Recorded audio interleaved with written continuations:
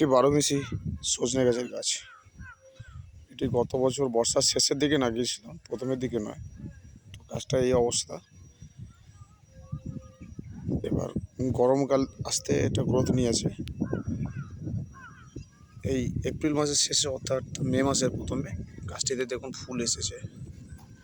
একদিকে ফুল এসেছে আর অন্যদিকে ওপর থেকে নতুন পাতা বেরোতে থাকছে।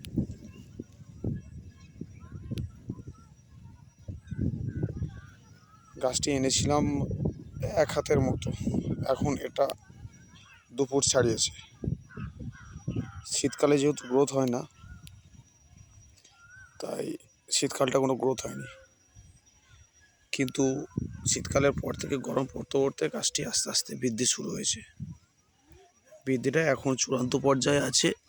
দেখতে পাচ্ছেন একদিকে একটা শাখা বেরিয়ে গেছে, এখান থেকে একটা ফুল বেরিয়েছে, এইখান থেকে আবার একটা ফুলের রুট বেরিয়েছে, এইখান থেকে বেরোচ্ছে, এইখান থেকে বেরিয়েছে, এইখান থেকে বেরোচ্ছে, এখান থেকে বেরোচ্ছে। তার সাথে সাথে আবার নতুন পাতা আবার বৃদ্ধিছে। এগুলো সব পাতা, ফুল ফলও দিতে থাকছে, সাথে গাছের বৃদ্ধিটাও হচ্ছে।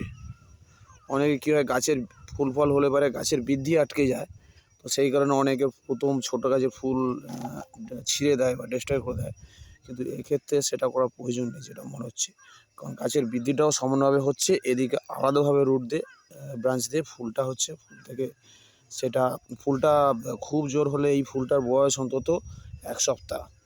আমার মনে হয় এটা খুব শীঘ্রই ফুল যখন ফুটে গেছে, খুব শীঘ্রই এটা ডাঁটাতে রূপান্তরিত হবে।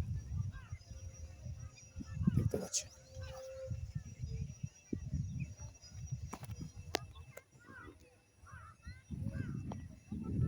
অনেক ধন্যবাদ।